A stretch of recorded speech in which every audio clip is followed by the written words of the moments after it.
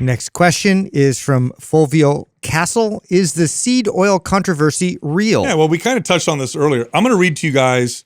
So Lane did a tweet that I commented on. This was a few weeks ago. And in agreeance or disagreement? Well, here's what I like about Lane. Obviously, he's a scientist, but he's also got tons of integrity. And if he's not dogmatic. No, he can be dogmatic about things that are true objectively, and argue his point, but he'll change his mind, right? So he did a post, and it says, if you don't want to eat seed oils, cool, but the mental gymnastics on some of you people is Olympic level. I wish the data said seed oils were bad. Then I could jump on the bandwagon and have everyone applaud me. But that's not what the data says. And he says, F your feelings, right? Classic Lane, right? He's very likable for a lot of people. I love it.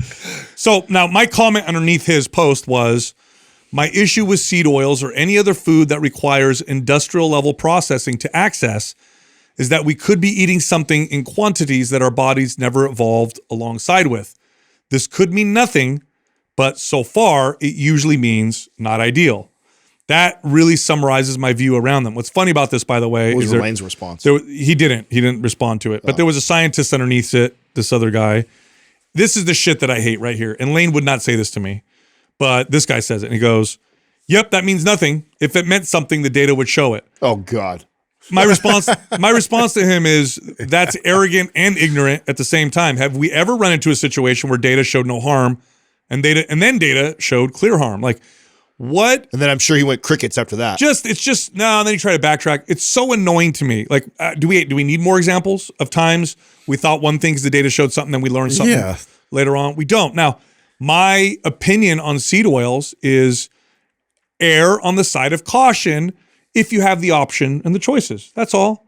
Because like I said, seed oils, the quantity that we consume them was never possible without industrial processing. We never co-evolved with this level of consumption of oils that are not like other oils that we consume in larger quantities. And usually that means that there's downstream effects that aren't great. Usually, not always. Unforeseen consequences. Now, by the way, someone's going to make the case and argument. Well, that's almost everything in our life. So, well, that's why you should proceed with caution. Correct. With almost everything. That's true. We didn't evolve with fucking big giant TVs that we stood 5 feet from staring at for hours. You're all day actually long. responsible for your own health. Maybe think about that. Might not be the best idea. You Even don't though it just says it's take your brain and outsource it. it. Legal and it's okay, and we have nothing that shows that it's going to do any major brain damage. Okay, but we didn't grow, or we didn't exist with that just 50 years ago. So maybe consider doing that. And then, oh, by the way, now we've downsized it in this little handheld thing. We can give it to our 2-year-olds to watch. Like, maybe think about that. So it's like, here, I'll take it a step further. We didn't evolve knowing the news of the world. Okay, we evolved knowing the news of our tribe, meaning we're attracted to negative news because it kept us to survive, and we needed to know. Because if John, who lives in the cave with me, eaten by a mountain lion, says, hey, oh shit, I saw some stuff down there, like, you're going to want to listen. Yeah. Now I can go on my phone and learn about every kidnapping and every murder and every rape and every crazy thing around the world. We didn't evolve with that kind of knowledge. What does that produce? Tremendous anxiety. It's a fact. Stop watching the news, watch your anxiety drop. That's all it is. Now, does it mean it's bad to know things? No, not necessarily, but you should be aware.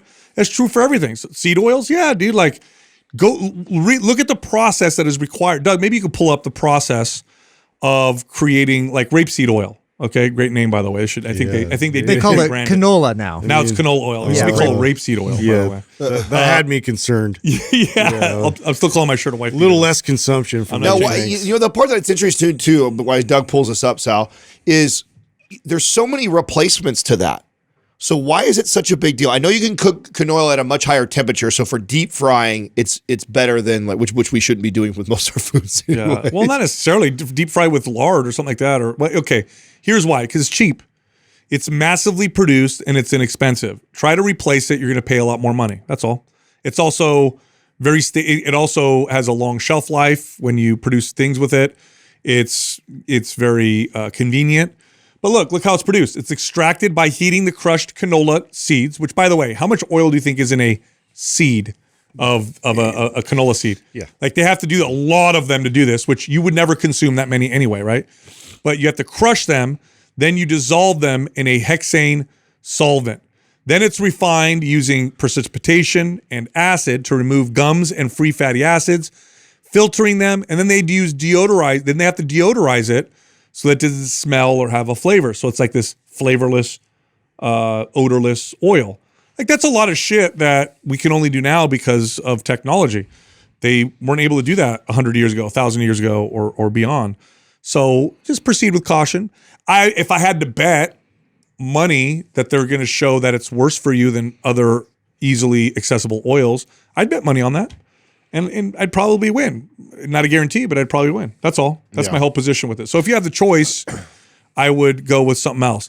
But do I think that it's as important as like eating the right amount of calories, eating high protein, getting good sleep, sticking to whole natural foods, drinking adequate water? Like, no, I don't. I don't think There's bigger movers out there. I mean, I think this reminds me, I don't know if we talked about it at the time where we had two friends, Josh Trent and Max Lugavere, and then, or three if you include Check. Paul Check did a video about Max Lugavere driving through McDonald's, and then eating Josh Trent came after him, and then they tried to loop us in to pile on Max. And you know, one of the reasons why I think we love Max is that we share a similar type of position around things like this, right? Like, hey, this is probably not ideal, so I'm not telling everybody they should comprise their whole diet of going through McDonald's drive-through and eating burgers.